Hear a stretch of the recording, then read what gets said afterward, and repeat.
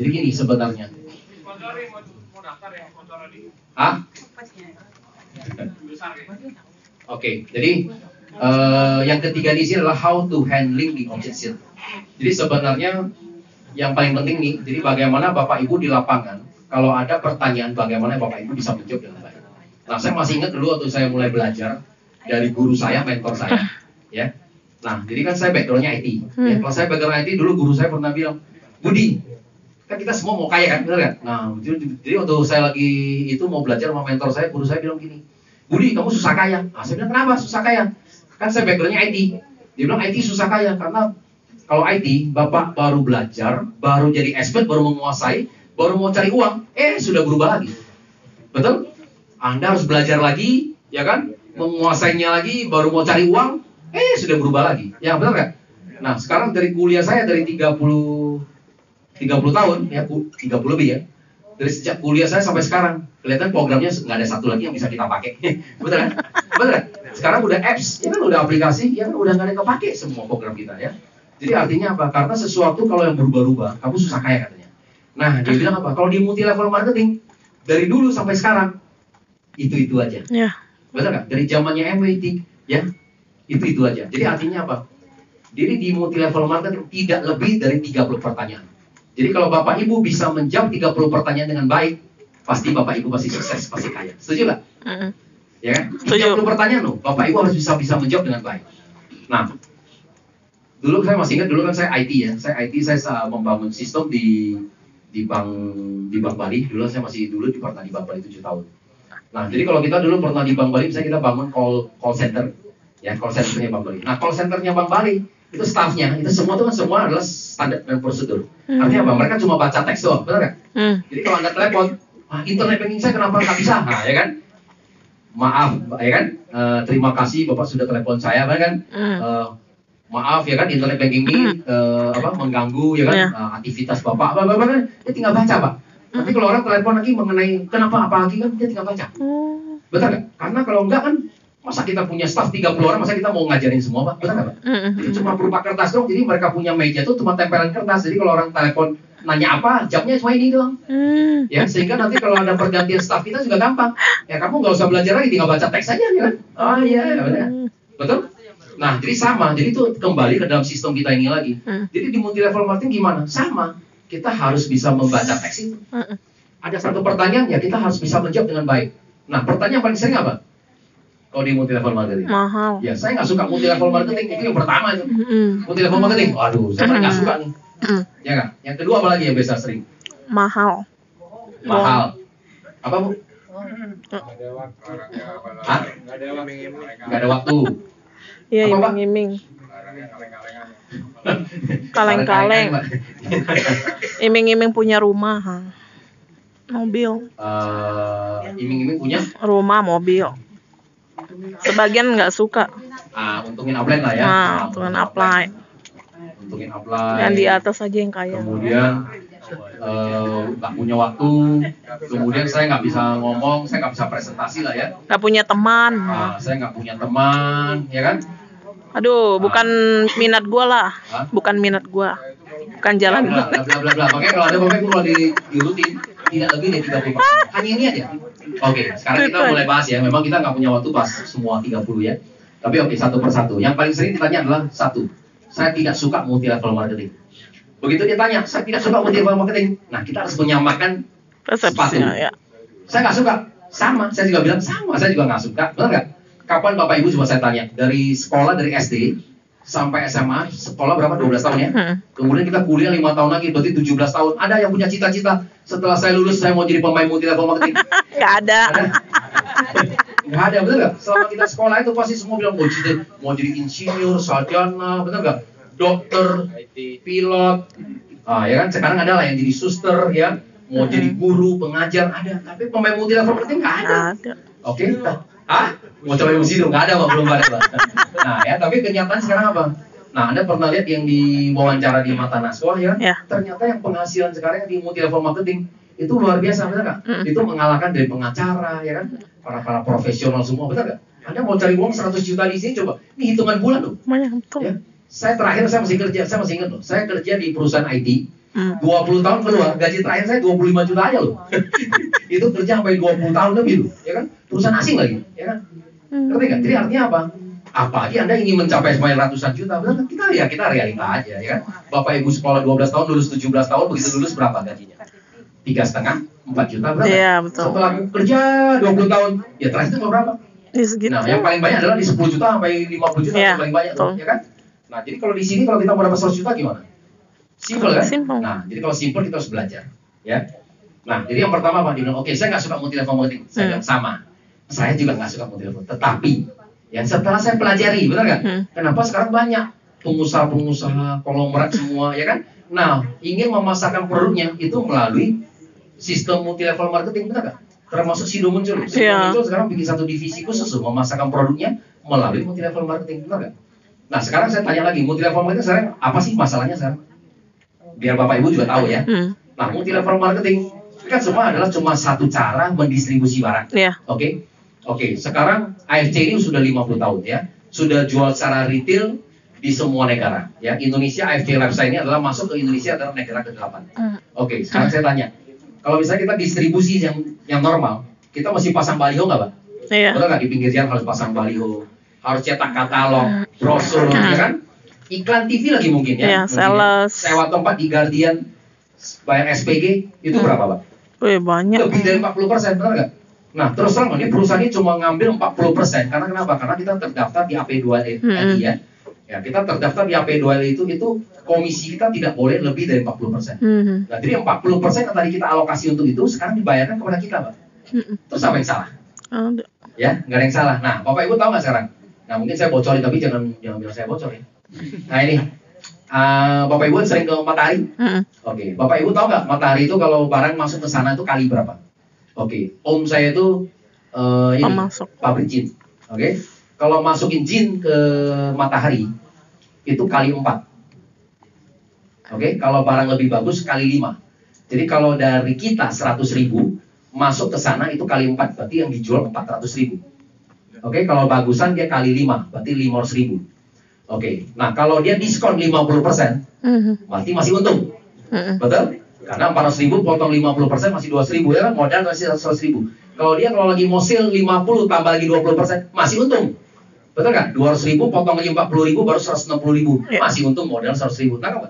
Ibu bapak itu harus mengerti gitu ya. Di dunia bisnis itu umum.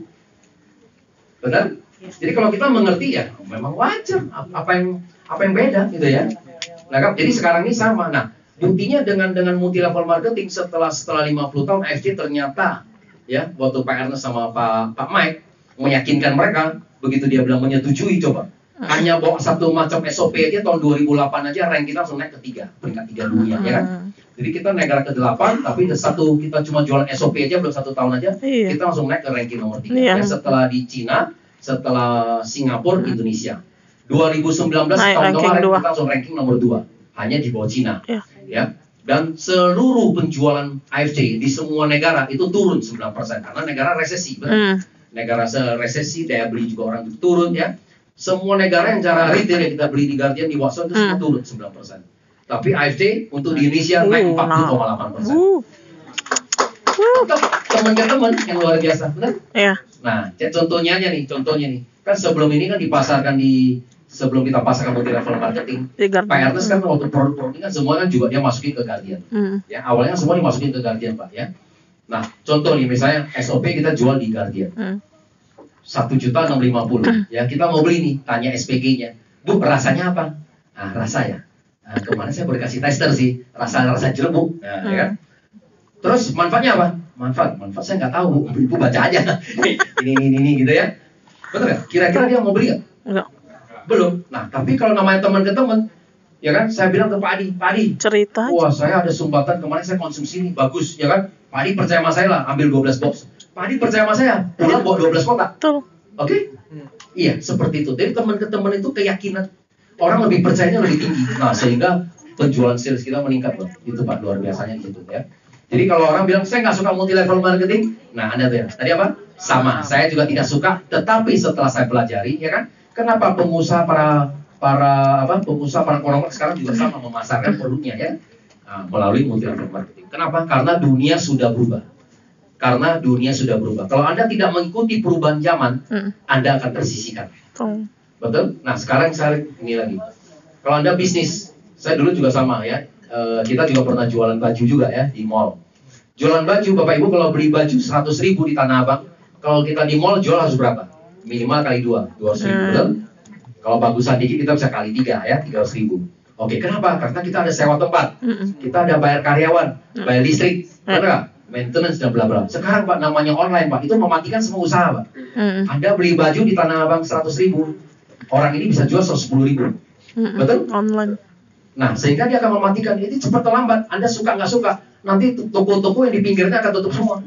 Yang di mall sama, semua tempat-tempat jualan itu juga akan tutup semua ya. Cuma yang ada cuma tempat kuliner aja. Benar? Nah, saya masih punya pasangan muda seperti Brian ini ya, contohnya. Saya tanya mereka, yang sekarang baru habis apa? Berkeluarga ya, baru berkeluarga, istrinya dari hamil sampai melahirkan, saya tanya istrinya, nggak pernah ke mall, semua belinya online, betul? Kenapa? Anda bisa dapat harga terendah, iya, betul. Betul? Anda mau pergi di mall, Anda takut malah kita ditipu, betul nggak? Wah, takut kita dimahalin. Anda beli online, nanti tinggal search saja.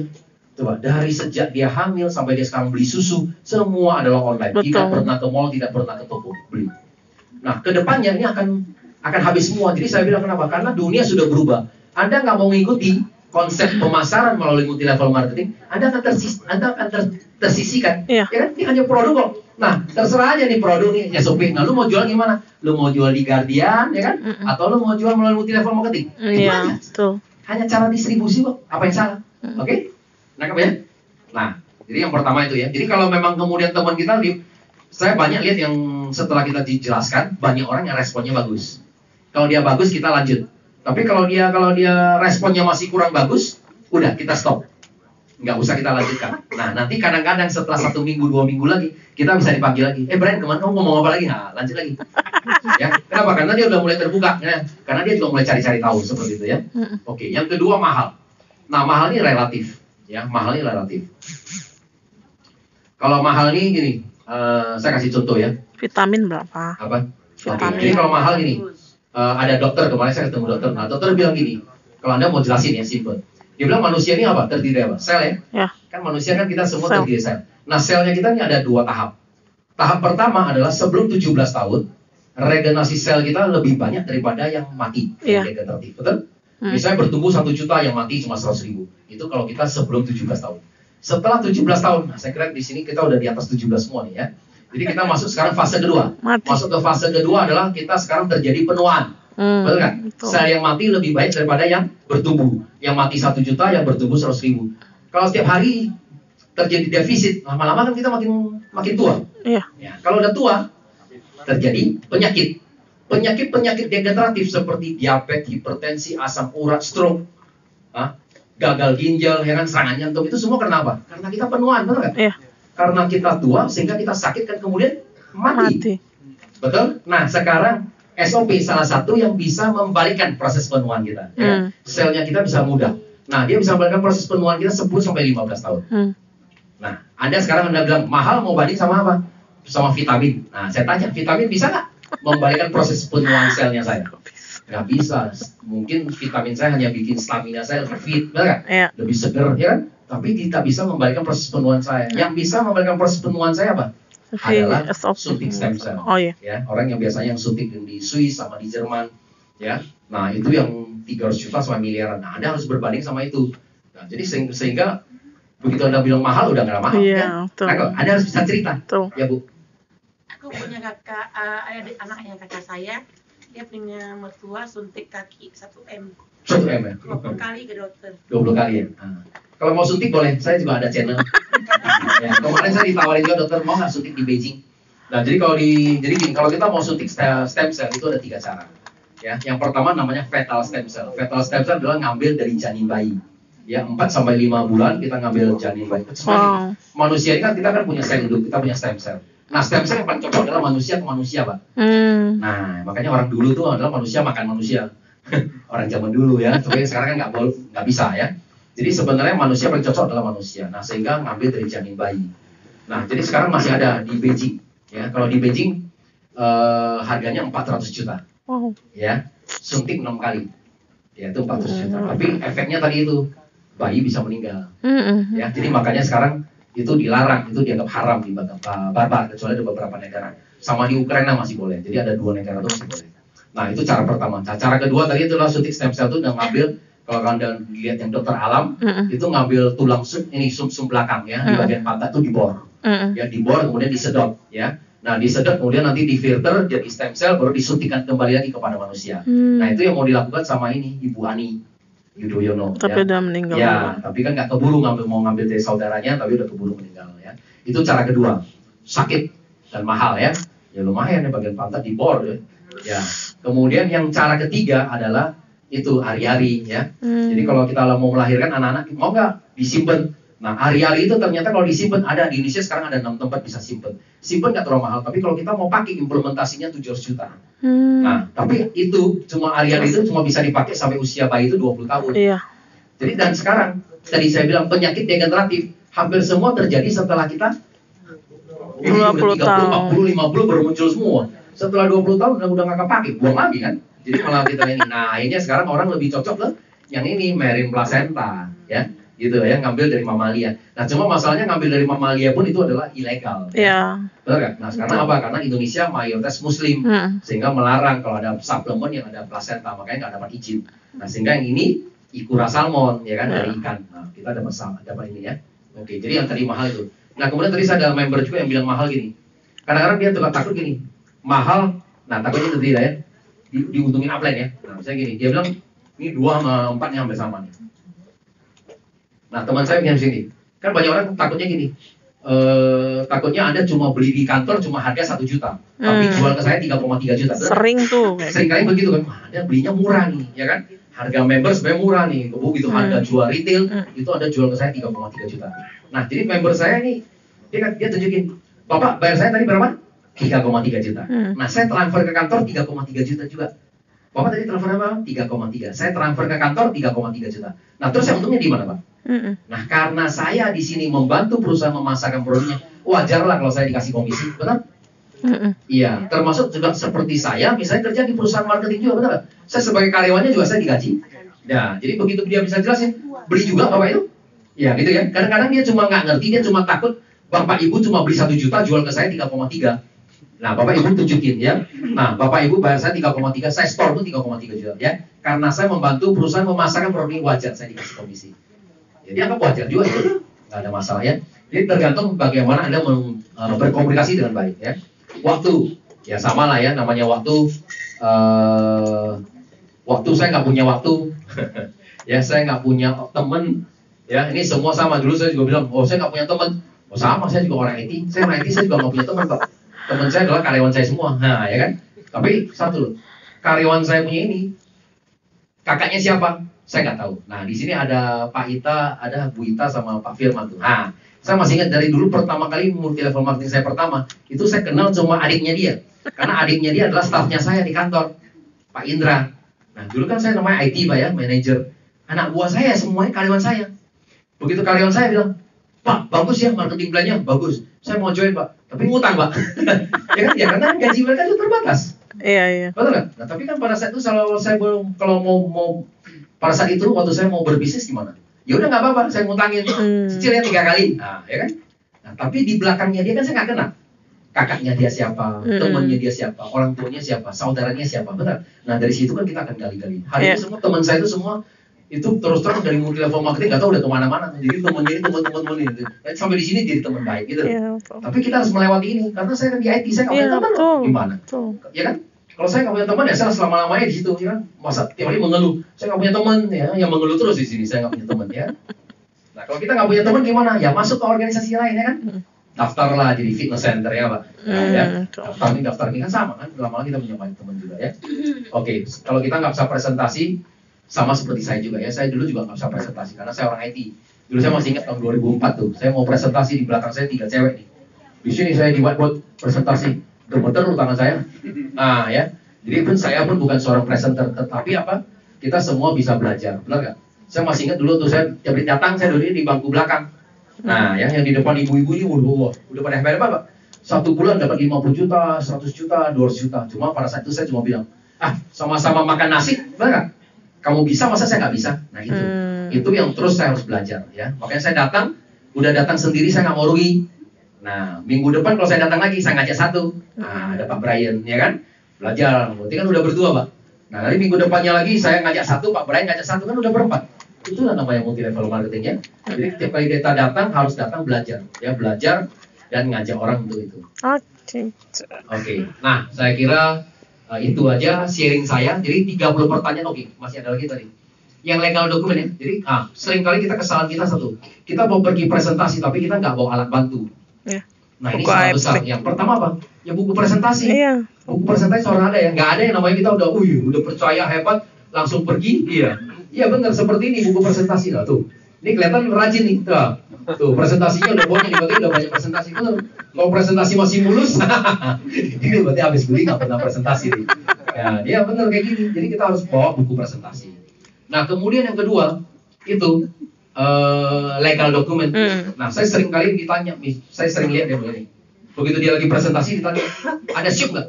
Ship ya. Tunggu dulu, saya tanya dulu upline saya. Nah ya. WA ke upline dapat nih ship.